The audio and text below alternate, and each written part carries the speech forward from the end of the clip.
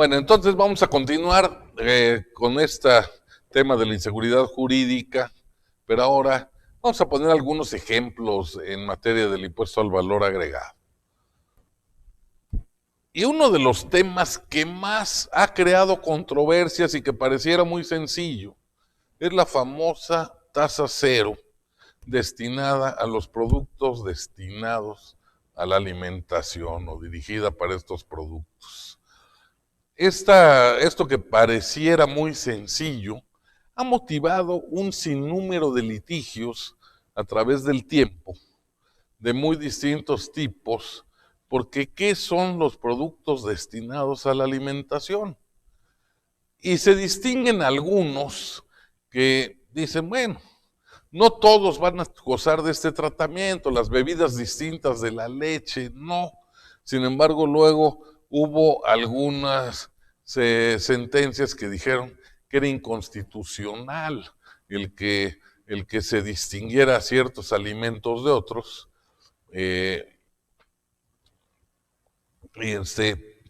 Pero bueno, ahí vienen algunos exceptuados. El caviar, el salmón ahumado, las angulas. Y esto pues siempre ha sido muy criticable, ¿no? O sea, el caviar, dicen, no, bueno, es que el caviar es muy caro. Bueno, pues hay muchos tipos de caviar, hay baratos y caros hoy en día, pero, o el salmón, hay salmones también ya, ahora de precios más baratos que otros pescados. Hay salmón chileno de muy buen precio, pero sigue ahí. Y las angulas, espero que las de surimi no tengan el 16% de IVA, ¿no?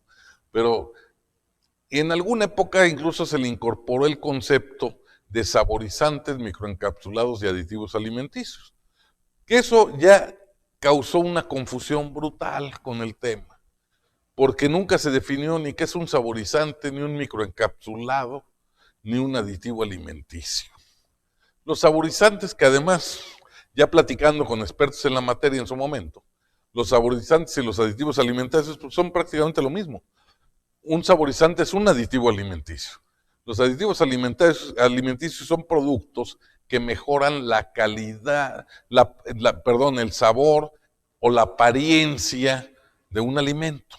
Entonces son aditivos, ¿correcto? Sin embargo, nos explicaban en aquellos tiempos que nació esta disposición los especialistas en alimentos, para que vean nada más la confusión que hay. Dice, un alimento puede ser a su vez aditivo y a su vez alimento. Y es muy fácil. Por ejemplo, cuando ustedes le ponen azúcar al café, ¿para qué se lo ponen? ¿Para alimentarse o para darle un sabor al café? Entonces es un saborizante. Están utilizando algo que en esencia es alimento porque el azúcar tiene nutrientes, genera energía, entonces por sí misma es un alimento, pero en ese momento lo están usando como saborizante. Cuando una persona le embarra creo que es la clara de huevo al pastel para que brille, cuando lo hornean, el huevo, que es un alimento, lo están usando como un aditivo, porque lo están usando para que mejore la apariencia, no como huevo como tal. Entonces esto creó muchísimos litigios, porque qué era alimento, qué era no. Los criterios en aquellos años, pero ya han cambiado, de los tribunales fueron mucho en el sentido de que decían, bueno, si cualquier aditivo que tenga elementos nutricionales, entonces por sí mismo es alimento y aunque se use como aditivo, tiene el tratamiento de la tasa cero. Pero en fin, esto se ha venido sofisticando más. Luego se dijo, no, pues los chicles no deben ser que esto se discutió desde que nació el IVA. Se discutió si los chicles eran alimento o no. Y me acuerdo que en aquellos años no existía la Ley General de Salud, existía el Código Sanitario. Y era muy divertido porque yo tuve que ver un tema de ese tipo cuando nació el IVA. Que me preguntaban, oye, los chicles, ¿qué tasa es? Y llegamos a la conclusión de que eran tasa cero. ¿Por qué? Porque sí calificaban como alimento conforme al código sanitario que existía en aquel tiempo, que decía, alimento es cualquier sustancia que puede ser introducida por cualquier vía del aparato digestivo, así decía, cualquier vía del aparato digestivo, y que no sea con fines medicinales. Entonces dice, pues entonces el chicle sí es alimento. En aquellos años así se concluyó.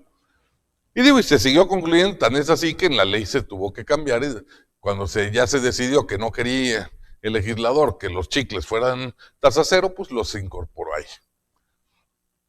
Y la última modificación fue cuando se agregó que los alimentos para perros, pequeña especie, todo lo que es alimentos para mascota, vamos a decir, que no tenía que gozar de la tasa del cero, porque pues se consideró como que era algo como suntuario. Pero bueno, vamos a ver, primera confusión. Entonces los alimentos en principio llevan tasa cero. Hubo grandes discusiones con los restaurantes, porque decían, un restaurante, ¿qué hace? ¿Vende alimentos o presta un servicio? Y la verdad es que un restaurante es un servicio, no enajena alimentos, presta un servicio de restaurante. Pero hubo tanta controversia de que decían, bueno, pero cuando vende comida para llevar, entonces sí vende alimentos. Entonces en algún tiempo la ley decía, bueno, si el alimento es para llevar es tasa cero, y si se consume en el restaurante entonces sí es tasa general. Y de repente a alguien muy listo se le ocurrió incorporar este párrafo, dice, que dice, se aplicará la tasa del 16 a los alimentos preparados para su consumo en el lugar o establecimiento en que se enajene. Esto viene, si analizamos históricamente todo el contexto de esta norma, viene de los restaurantes. Lo que se quiso decir aquí era para grabar a los restaurantes indebidamente manejados como enajenación de alimentos. Entonces dijo, la enajenación de alimentos preparados para su consumo en el lugar o establecimiento en que se enajenan. Sin embargo, gramaticalmente es una frase que no tiene solución, porque se puede leer de dos formas y las dos son contundentes. ¿Qué quiere decir? Preparados para su consumo en el lugar o establecimiento en que se enajenen. Se puede leer como que ya están preparados para su consumo cuando se venden en el lugar, o que hayan sido preparados en el lugar donde se están enajenando. Las dos interpretaciones, si ustedes lo leen gramaticalmente, son igual de poderosas o igual de contundentes. Y entonces esto pues ya era un problema. A mí una vez me preguntaron cuando nace esto, oye, una heladería, entonces, ¿prepara o no? Y decíamos, no es lo mismo servir que preparar. Decíamos, la heladería, si recibe ya el producto de la fábrica y simplemente lo pone en el barquillo, pues lo está sirviendo, pero no lo está preparando. Entonces debe seguir tasa cero. Y así hubo muchas interpretaciones, hasta que un día, y todo el mundo, bueno, decíamos, ¿cuál es la interpretación lógica? Esto se puso para tratar de distinguir a los restaurantes de los establecimientos que venden alimentos. Por lo tanto, a lo que se refiere de las dos posibles interpretaciones, la correcta es que en el lugar los estén preparando. Si ya estaban preparados, no deben ser tasa general, sino tasa cero. Pero si los están preparando en el lugar donde los están vendiendo, entonces sí llevan tasa general, porque entonces ya es un restaurante, de alguna manera. Esa era la interpretación más aceptada. Pero llegó la Suprema Corte y dijo lo contrario. Y esto lo dijo desde en el año 2004 y sigue esta interpretación generando problemas a la fecha, señores. ¿Por qué? Porque dijo, debe aplicarse a la enajenación de alimentos preparados para su consumo sin importar el lugar donde fueron elaborados, o sean elaborados o consumidos. Con que estén listos para ser consumidos, llevan tasa general.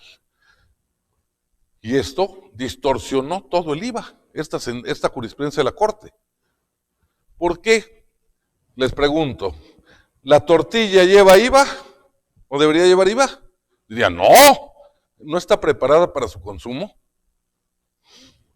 Cuando van a la tortillería, no sacan la tortillita, le ponen sal y se la comen, o sin sal. Ya está lista. Al salir de la máquina ya está lista para ser consumida. Un gansito marinela, pues que le quitan la envoltura y se lo comen. Una lata de atún, la destapan y se la comen. Entonces, bajo este criterio de la Corte, que, oye, lo emite la Corte a instancia de la Secretaría de Hacienda, que es la que pelea el tema, y dice, no, Corte, es que esto debe ser así la interpretación, y los convencen. Y los ministros, pues dicen, pues sí, es correcta. Y no se dan cuenta el alcance de lo que hicieron. Le pusieron tasa del IVA a la tortilla, a todos los alimentos. Yo alguna vez discutía con algún funcionario de la Secretaría de Hacienda y con algún diputado. Digo, no sé por qué se pelean que si el IVA en alimentos o no. Ya están grabados, la Corte lo dijo, todo lo que ya está preparado lleva IVA y prácticamente todos los alimentos ya están preparados para ser consumidos, todo lo que compramos hoy en día. Pero pues así quedó. Y entonces cuando ya se dan cuenta la propia autoridad fiscal de lo que propició al pedirle a la Corte que sacara un criterio en ese sentido, entonces primero vía resolución miscelánea y finalmente se incorpora al reglamento una serie de excepciones para tratar de arreglar el problema que ellos mismos crearon. Y entonces dicen, a ver, no importa dónde estén preparados ni que ya estén listos, vamos a establecer una lista de productos que van tasa cero, nada más porque yo lo digo. ¿Y cuáles son? Los que están envasados al vacío o congelados. Caray, nada más que el envase al vacío, hoy en día, según dicen los técnicos, es anacrónico. Hay muchos productos que aunque parece que es al vacío, son otros procedimientos.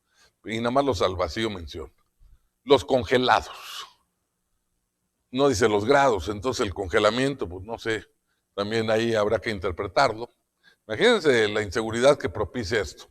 Alimentos que requieran ser sometidos a un proceso de cocción o fritura para su consumo por parte del adquirente con posterioridad a su adquisición. No tienen problema. Preparaciones compuestas de carnes, todos son embutidos, no tienen problema.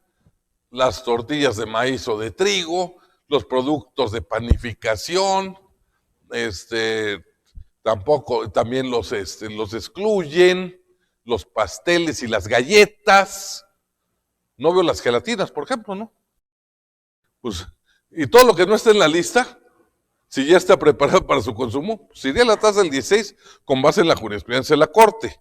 Hay productos que se les sigue dando la tasa del 0%, pero el motivo de la plática es la inseguridad jurídica, ¿correcto? Entonces, todo producto que no esté expresamente aquí y que ya esté preparado para su consumo, tienen una bomba de tiempo. En cualquier momento puede llegar la autoridad y decir, aquí está esta jurisprudencia, aquí está lo que dice la ley, me debes el 16% de todas las ventas de los últimos 5 años y revientan a cualquier negocio, ¿eh? Pero bueno.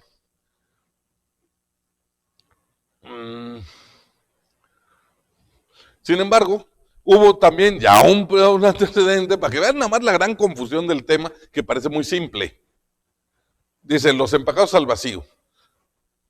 Y de repente, pues resulta que hubo un negocio que además de empacar, hay muchísimos negocios que hacen esto.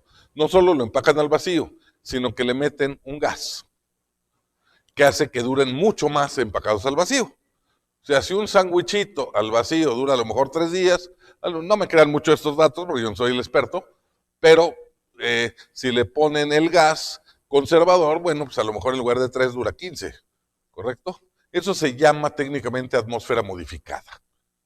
Están al vacío, pero con atmósfera modificada. Y hubo un caso muy famoso donde llega el SAT y dice, caray, pues el reglamento dice al vacío, no dice atmósfera modificada. Por lo tanto, me debes el IVA. Oye, pero es que es lo mismo. ¿Y por qué va a cambiar la tasa en función de cómo está empacado un producto? O sea, es algo realmente aberrante, ¿no? Pues perdió el caso el contribuyente, porque el tribunal dijo, pues efectivamente, el producto ya está preparado para su consumo. Con base en la jurisprudencia de la Corte, causa tasa general, a menos que esté al vacío. Pero si está en atmósfera modificada, es diferente que el vacío.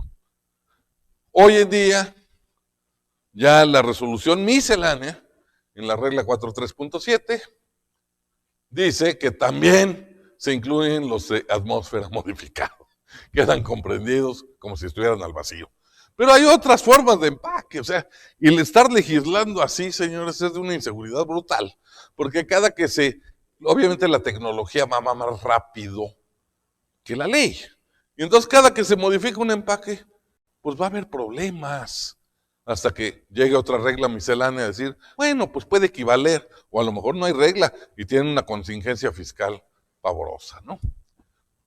Luego vemos, volviendo a que no solo en la ley se crea todo esto, ahí acabamos de ver un caso donde la ley combinada con una resolución de la Corte es lo que arma todo el problema. Pero ahora tenemos, por ejemplo, el tercer circuito, que curiosamente es el nuestro, es el de Jalisco. Los colegiados, 3 de enero de 2020. Dicen, la enajenación de aceite de gallina, grasa, harina de pluma y sangre, harinas de carne y hueso, harinas que son empleados, son una serie de productos que se utilizan como componentes para hacer alimento para ganado y que siempre se han considerado que van al 0%. Pero de repente sale el pleno de colegiados, el tercer circuito, el 3 de enero y dice, no, mandan la tasa el 16%. Pero lo más grave es la razón que da. Dice, porque no están destinados a la alimentación humana, como lo exige la normatividad aplicable.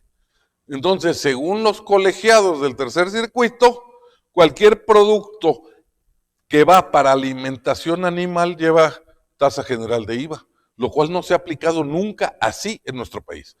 Y hay muchos precedentes, ahorita vamos a ver otras normas que contradicen radicalmente esto y que dicen, por supuesto, cuando la ley habla de productos destinados a la alimentación, se refiere de humanos o de animales, que a veces parecen que son lo mismo, pero son humanos y animales, a todos se ha referido. Pero aquí, dicen los colegiados, si es para animales, lleva tasa general. Esto, señores, tiene una repercusión brutal, porque todo el alimento para animales se ha manejado a la tasa del 0%. Y bajo este criterio se debe el impuesto de los últimos 5 años para todo el que enajenó alimento para animales, y el que adquirió el alimento para animales bajo esta teoría sería no deducible porque no trae el traslado expreso del IVA. Vean la trascendencia de esta jurisprudencia, y es reciente y afortunadamente es de los colegiados del tercer circuito. O sea, si su pleito cae en otro circuito, tienen posibilidades de ganar, ¿verdad? Pero si caen aquí, están muertos, porque esta jurisprudencia es aplicable en nuestro circuito. Pero, ¿y por qué llegaron a esa conclusión los colegiados? En una mala interpretación, pero también de una tesis de la Corte muy mal elaborada, que dijo cuando se discutió si era constitucional el que se hubiera quitado la tasa cero o excluido de la tasa del cero al alimento para mascotas, se dijo, oye, eso es inconstitucional, el gatito es tan animal como un toro de engorda, ¿no? Y entonces dijo, no. Para justificar que no había inequidad, dijo, no, dentro de razonamientos, no fue el fundamental, pero la primera sala de la Corte dijo, bueno, es que en realidad la ley del IVA, pues no está dirigida a la exención para el alimento para animales, lo mencionó, en un razonamiento muy ilógico, porque si ya estuviera grabado todo el alimento animal, ¿para qué grabaron el de las mascotas? ¿De acuerdo? No hacía falta. Pero eso sí lo dijo en su ejecutoria la Corte, y de ahí se agarran aquí los colegiados y dicen, pues la Corte ya dijo, ¿no? Que lo que va para animales no lleva tasa cero, pues entonces se graba. Sin embargo, fíjense, la propia Prodecon señala en un criterio de un análisis sistémico que hace, dice que la tasa del cero es aplicable a los alimentos que ingieren tanto humanos como animales. Eso dice Prodecon, en contra de lo que dijeron aquí los colegiados, y esto es de 2020, o sea, digo, también es reciente, o sea, imagínense en la inseguridad jurídica que estamos. Los tribunales colegiados del tercer circuito dicen, la tasa cero solo aplica a alimentos para humanos. Prodecon dice, no, aplica para los dos. Pues pues ahora sí que estamos como con los cubrebocas, ¿a quién le hacemos caso, no? ¿Se usan o no?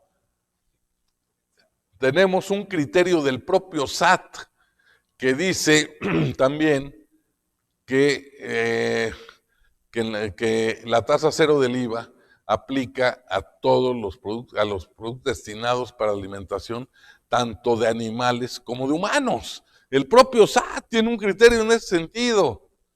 Y sin embargo, aquí se dijo que no. Incluso hay otro criterio del SAT relativo a la sal, que la sal se discutiría si es alimento o no, porque la sal tiene un problema, o sea, hasta dónde. No dudo que tenga alguna cualidad alimenticia la sal, pero ¿cómo se usa? Como un aditivo, o sea, ustedes le ponen sal a la comida no para alimentarse, sino para darle un sabor determinado.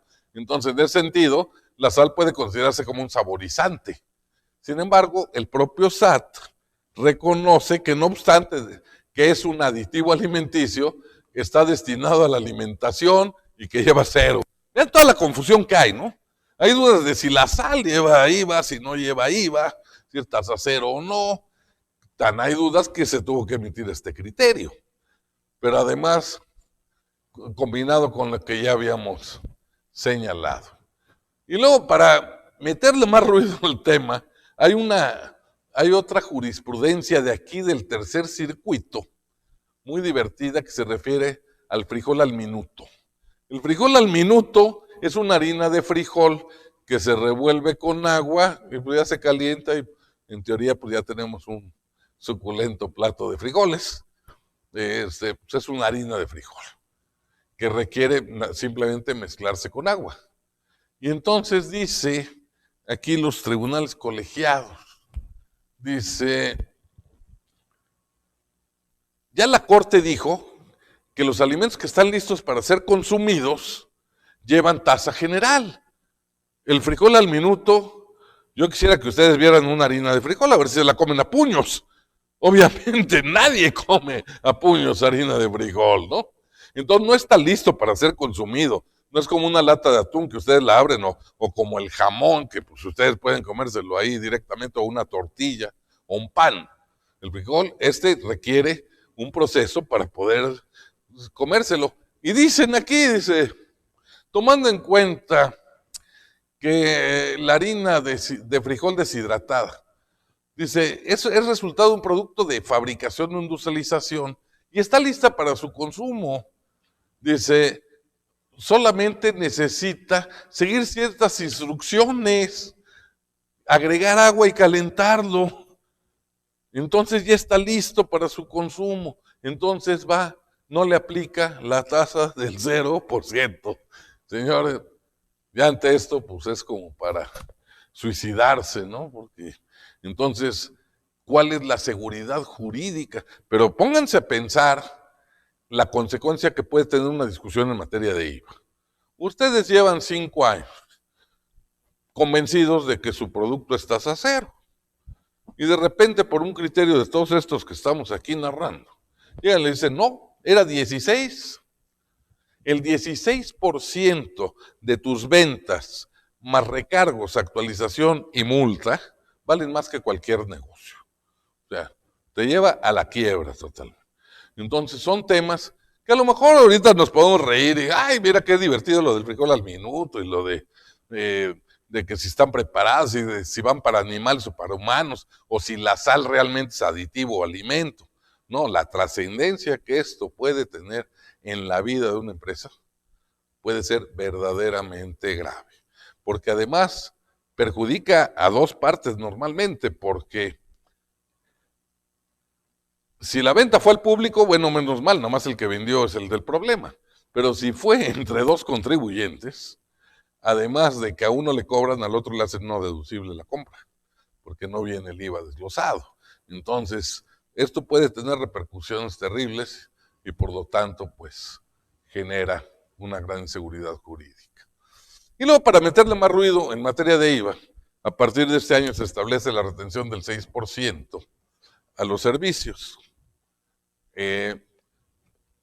Y entonces, esto que pareciera fácil, ¿de qué se deriva? Esto fue una propuesta, realmente se deriva de una propuesta que hizo Prodecon todavía en el sexenio anterior a finales, que decía, oye, para evitar que el outsourcing, si se roban el IVA y todo eso, vamos a poner una retención del IVA. Y entonces, todos aquellos que están cobrando el IVA y luego se lo roban, pues ya no tienen manera de robárselo porque ya se lo retuvieron. Fue una propuesta que hizo Prodecon, que al final la Cámara el Congreso de la Unión no les gustó y no la aprobaron, pero luego, ahora ya en este sexenio, se propone una retención del 16% para todo lo que fuera servicios del impuesto total y para lo que fuera subcontratación de personal, porque iba dirigido al outsourcing. Ya en la Cámara de Diputados, lo más curioso, en el Congreso de la Unión, le cambian la definición, y cuando antes mencionaba exclusivamente lo de la subcontratación laboral, lo amplían y lo dejan para todo con un concepto muy genérico de servicios. Pero lo curioso es que vean el razonamiento que hace la Cámara de Diputados cuando cambia la definición. Dice, como una medida de seguridad jurídica, se considera conveniente establecer una definición para efectos fiscales que permita a los contribuyentes conocer en forma precisa los supuestos que dan lugar a la retención del IVA en aquellos casos en que reciban servicios de subcontratación laboral. Y que para esto dicen que se basaron en un montón de criterios judiciales y hasta cuestiones internacionales. Y sin embargo, dejan una definición amplísima que ya no menciona la subcontratación y que hablan en general de todo tipo de servicios. Y dicen que es para dejar claro. Entonces, si nos vamos a la intención del legislador, es para subcontratación. Si nos vamos al texto de la ley, abarca muchísimas más cosas, puede abarcar casi todo tipo de servicios. Entonces, esto, el SAT dice, pues durante la dictaminación efectuada por la Comisión de Hacienda, se eliminó la referencia a la subcontratación. Al haber eliminado eso, pues entonces, en principio, pues está grabando todos los servicios y señala, de todas maneras, el SAT, que no habrá retención si los servicios corresponden a un servicio en el que el personal del contratante desempeña funciones que son aprovechadas directamente por el propio contratista, lo cual tampoco es de claridad absoluta. Realmente crea más confusión, porque ahora, ¿cómo distingo cuando las funciones son aprovechadas directamente por el contratista? Es un concepto etéreo que este criterio que emite el SAT, queriendo aclarar, pues realmente no aclara mucho. Prodecon hace también su análisis y considera que, bueno, basado en cómo se gestó la reforma dentro del Congreso, solamente debe aplicar a los servicios de subcontratación laboral. Pero, finalmente, sigue la confusión, y el que se haga o no la retención tiene una consecuencia muy importante, porque de ahí depende la deducibilidad del pago de los servicios. Entonces, pues estamos en una gran inseguridad. Y finalmente, tenemos el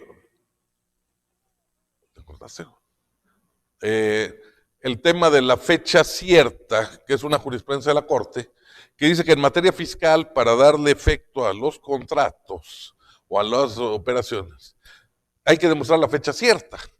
Y entonces eso, señores, nos puede causar también una gran inseguridad jurídica, porque hay muchísimos documentos que hoy tiene una empresa, pues de contratos, de modificaciones a los capitales de sociedades de capital variable, en fin, que no están protocolizados o firmados ante un fedatario público, y que por lo tanto se puede cuestionar su fecha y se le puede cuestionar su efecto fiscal. Por lo tanto, es otro elemento de inseguridad la jurisprudencia de la famosísima fecha cierta. Bueno, pues con esto daríamos por concluida la plática. Esperemos que les sea de utilidad. y que en un futuro ya la podamos hacer con público directo, ahora que se supere, que todos esperemos que se supere esta pandemia y que sigamos todos con buena salud.